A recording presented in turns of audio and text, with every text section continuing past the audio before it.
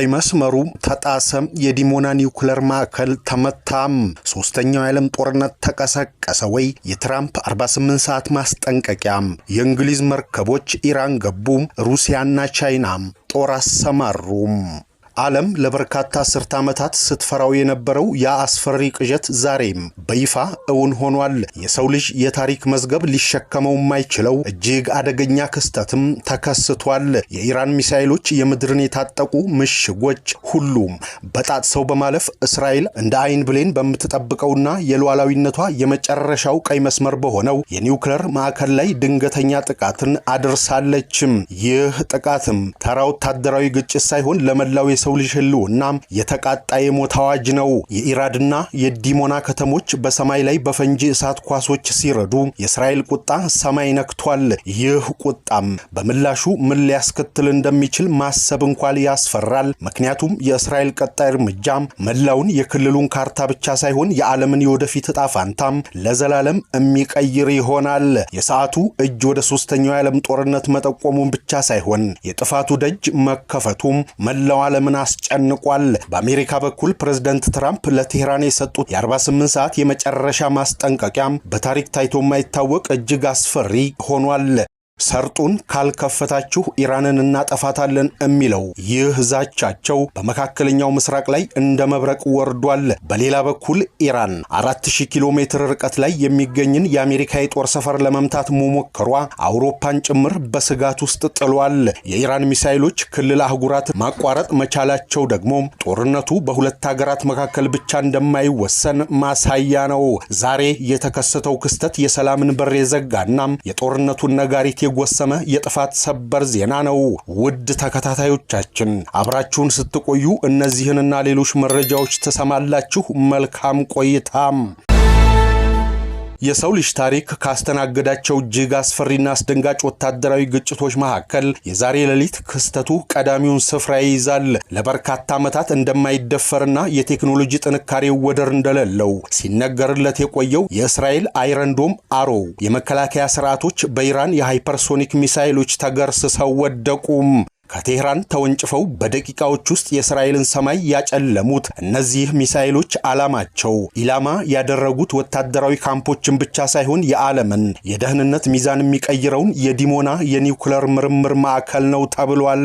ይህ በኒውክሌር ተቋም ላይ የተቃጣ ጥቃት በዓለም ፖለቲካ ላይ ሊተነበይ የማይችልና እጅግ አስከፊ የሆነ የጥፋት አዙሪት መፍጠሩ ተገልጿል። እስራኤል እስካሁን በይፋ የኒውክሌር ባለቤት መሆኗን ባታምንም የዲሞና ማዕከል መመታቱ ግን ሳምሶን ኦንሽን ተብሎ የሚጠራውንና የሀገሪቱ ህልውና አደጋ ላይ ሲወድቅ የምትወስደውን የመጨረሻ የኒውክሌር እርምጃ እንድታጤን አስገድዷታል። የዚህ ድንገተኛ ጥቃት ፖለቲካዊ እንድምታም ዓለምን ለሁለት ከፍሏታል የተባለ ሲሆን ኢራን ይህንን እርምጃ የወሰደችው የሉዓላዊነቴ መገለጫ ነው በማለት ቢሆንም ለዓለም አቀፍ ማህበረሰብ ግን የቀረበው መልእክት ግልጽ ነው። ጥቃቱ የሚያሳየው ኢራን ከአካባቢዋ ኃያልነት ባለፈ አህጉራትን ማቋረጥ የሚችሉና የጠላቶቿን ልብ ሊሰነጥቁ የሚችሉ መሳሪያዎች ባለቤት መሆኗን ነው ተብሏል። የአውሮፓ ህብረት በተለይም የኢራን ሚሳኤሎች እስከ 4000 ኪሎ ሜትር ርቀት መጓዛቸውን ተከትሎ ከፍተኛ ድንጋጤ ውስጥ ሲወድቅ፣ ይህ ማለት ደግሞ የለንደንና የፓሪስ ሰማይ ከቴህራን ቁጣ ነጻ ሳይሆኑ ይቀራሉ ማለት ነው። የዓለም ፖለቲካ ተንታኞች እንደሚሉትም ከሆነ የኢራን ድፍረትና ወታደራዊ ስኬት ሩሲያና ቻይናን በመካከለኛው ምስራቅ ላይ ያላቸውን የተዘዋዋሪ ተሳትፎ ወደ ቀጥተኛ ድጋፍ እንዲቀይሩት ሊያረግም ይችላል።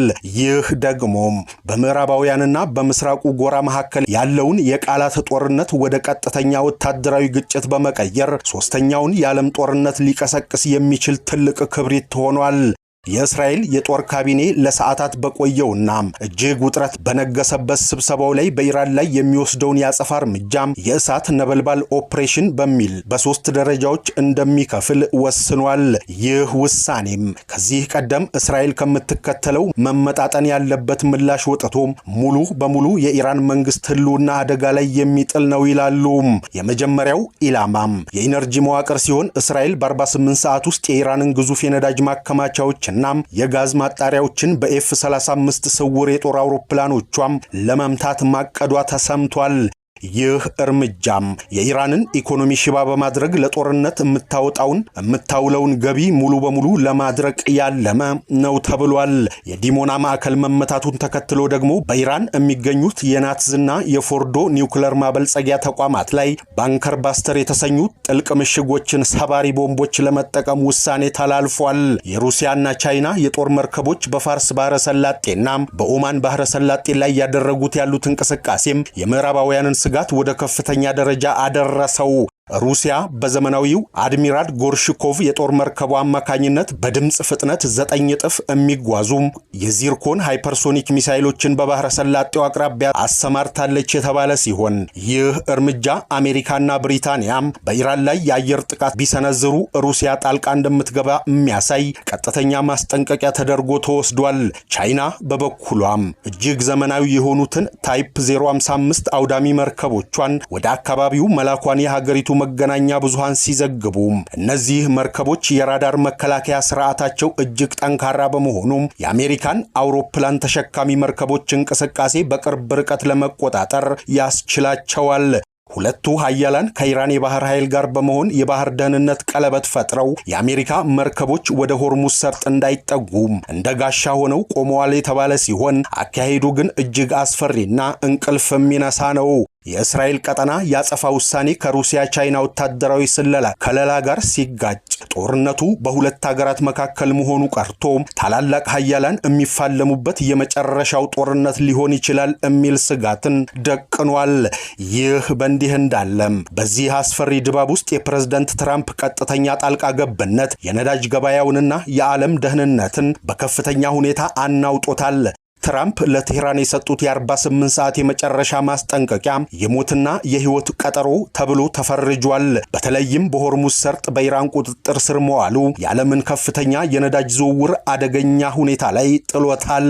ትራምፕ በግልጽ እንደተናገሩት ኢራን ይሄንን ወሳኝ የባህር መስመር በአስቸኳይ ካልከፈተች አሜሪካ የኢራንን የኤሌክትሪክ መሰረተ ልማት የኃይል ማመንጫዎች ሙሉ በሙሉ በማውደም ሀገሪቱን ወደ ጨለማና ወደ ድንጋይ ዘመን እንደምትመልሳት ዝተዋል።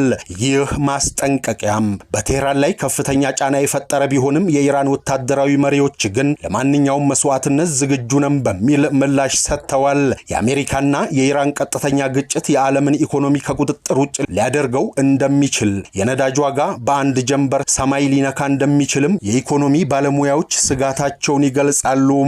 እስካሁን በዲፕሎማሲያዊ መንገድ ሁኔታዎችን በንቃት ስትከታተል የነበረችውና ገለልተኛ መስላ የታየችው ታላቋ ብሪታንያ አሁን ላይ ሳይታሰብና ዓለምን ባስደነገጠ መልኩ ወታደራዊ አቋሟን ወደ ከፍተኛው የጦርነት ዝግጁነት ቀየረች።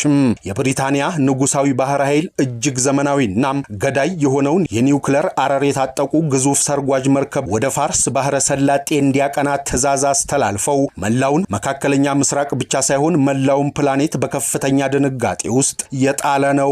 ይህ የብሪታንያ እርምጃም በቀጠናው ላይ የነበረውን የኃይል ሚዛን ባንድ ጀንበር ያናጋ ሲሆን የጦርነቱን መልክ ከአካባቢያዊ ግጭት ወደ ዓለም አቀፍ የኒውክለር ፍርሚያ ቀይሮታል ተብሏል። ይህ ሰርጓጅ መርከብ የያዘው የጥፋት አቅም መላው የኢራን ከተሞች ባንድ ጊዜ ወደ አመድነት ሊቀይር የሚችል መሆኑ የጉዳዩን አሳሳቢነትና አስፈሪነት እጥፍ ድርብ አድርጎታል። ይህ የለንደን ድንገተኛ ውሳኔ በጦርነቱ ላይ ያለው ድምታም እጅግ የጠለቀና አስከፊ መሆኑን ሲያሳይ ብሪታንያ ይህን የኒውክለር ተሸካሚ ሰርጓጅ መርከብ ወደ ኢራን የባህር ክልል መላኳ ለቴህራን የተሰጠ ግልጽ የሞት ማስጠንቀቂያ ሲሆን ይህ ማለት ደግሞ ኢራን በእስራኤል የኒውክለር ተቋማት ላይ ለሰነዘረችው ጥቃት ምዕራባውያን በጋራ ሆነው የኒውክለር አጸፋ ለመስጠት መዘጋጀታቸውን አረጋግጧል። የእንግሊዝ ባህር ኃይል ወደ አካባቢው መቃረብ የሩሲያና ቻይና የጦር መርከቦች በፈጠሩት የመከላከያ ቀለበት ላይ ቀጥተኛ ፈተና ሲደቅን አንድ ስማቸው እንዳይጠቀስ የፈለጉ ምሁር ተናግረዋል። ይህም በባህረ ሰላጤው ላይ በሀያላን ሀገራት መካከል የሚደረገውን የቃላት ጦርነት ወደ ቀጥተኛ የሚሳኤል ልውውጥ ሊቀይረው እንደሚችል ይታወቃል። በአንድ በኩል ሩሲያም በዚርኮን ሚሳኤሎቿ፣ በሌላ በኩል ደግሞ ብሪታንያ በኒውክለር ሰርጓጅ መርከቦቿ መካከለኛው ምስራቅ የዓለም ኃይልን የጦር መሳሪያ መፈተሻ አውድማ አድርገውታል። በተጨማሪም የብሪታንያ ጣልቃ ገብነት የሆርሙዝ ሰርጥ ሁኔታን ይበልጥ አጣብቂኝ ውስጥ ከቶታል ነው የተባለው። ኢራን ቀደም ሲል የባህር መንገዷን ለጠላት አገራት ዝግ እንደምታደርግ ብትዝትም የብሪታንያ የኒውክሌር ሰርጓጅ መርከብ መምጣት ግን ኢራንን ወደ ከፋ እርምጃ ሊገፋፋት ይችላል ተብሏል። ይህ በባህር ስር የተደበቀው የብሪታንያ የጥፋት መሳሪያም በማንኛውም ቅጽበት ሳይታወቅ የኢራንን ስልታዊ ወታደራዊ ማዕከላት የማውደም አቅም ስላለው ቴህራን አሁን ያለችበት ስጋት ከመቼውም ጊዜ በላይ ጨምሯል። ዓለም አቀፍ ተንታኞች እንደሚሉት የብሪታንያ ጦርም ወደ ጦርነቱ መግባት የዲፕሎማሲውን በር ሙሉ በሙሉ ክርችም አድርጎ የዘጋና ለሰላም የነበረውን አነስተኛ ተስፋም ያጨለመ ክስተት ነው። አሁን ጥያቄው ማን ቀድሞ ቀስቱን ይጫናል የሚለው ሳይሆን የኒውክሌር እሳት መቼ መላውን ዓለም መብላት ይጀምራል የሚለው ሆኗል። ኢራን በበኩሏም የአሜሪካና ብሪታንያ ጥምረት ሊያጠቃት እንደሚችል በመገመት ጋርሺያን የተሰኘውንና ስልታዊ ጠቀሜታ ያለውን የጦር ሰፈር በመምታት የመጀመሪያውን የመከላከያ እርምጃ ወስዳለችም። ይህ የኢራን እርምጃ የምዕራባውያንን ወታደራዊ የበላይነት የሚፈታተን ጦርነቱ ወደ አጠቃላይ ቀጠናዊ ጥፋት እያመራ መሆኑን አመላካች ነው። አሜሪካ በፕሬዝዳንት ትራምፕ በኩል የሰጠችው የ48 ሰዓት ማስጠንቀቂያም ሊያበቃ ትንሽ ሰዓታት ቀርተውታል። ዛሬ ሌሊት በነበረው ጥቃትም በመቶዎች የሚቆጠሩ ሰዎች መቁሰላቸውና የእስራኤል ከተሞች በእሳት መጋረድ የሁኔታውን አሳሳቢነት ይበልጥ ያጎላዋል። የእስራኤል ሕዝብም በከፍተኛ ስጋትና ድንጋጤ ውስጥ ሆኖ ወደ ቦምብ መጠለያዎች ሲተም፣ የዓለም መሪዎች ደግሞ የትኩሳት መለኪያቸው ከፍ ብሏል። የተባበሩት መንግስታት ድርጅት አስቸኳይ ስብሰባ ቢጠራም በታላላቅ ሀገራት መካከል ያለው የጥቅም ግጭትና የቬቶ ስልጣን ፍትሃዊ ውሳኔ እንዳይተላለፍ እንቅፋት ሆኖበታል። ዓለም አሁን ያለችበት ሁኔታም በ1962ቱ የኩባ ሚሳኤል ቀውስ ወቅት ከነበረው ሁኔታ በብዙ እጥፍ የከፋና አደገኛ ነው። ይህ ግጭትም ወደ ኒውክሌር አውድማ ከተቀየረ ተሸናፊና አሸናፊ የማይኖርበት የሰው ልጅ ስልጣኔ ማብቂያ ሊሆን ይችላል።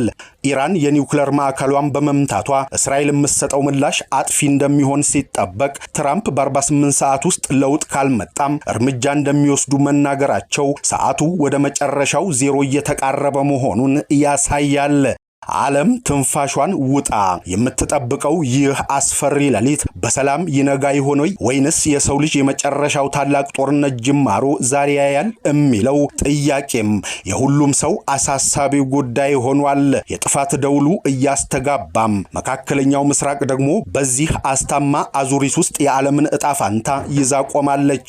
የኢራን ጦር ከፍተኛ መኮንኖች ማንኛውንም አይነት መከላከያ ሰብሮ የመግባት አቅም እንዳላቸውና ለረጅም ርቀት ጦርነት መዘጋጀታቸውን መግለጻቸው ደግሞ ነገሮች ወደ ሰላም የመመለሳቸው ድል የመነመነ መሆኑን ያረጋግጣል።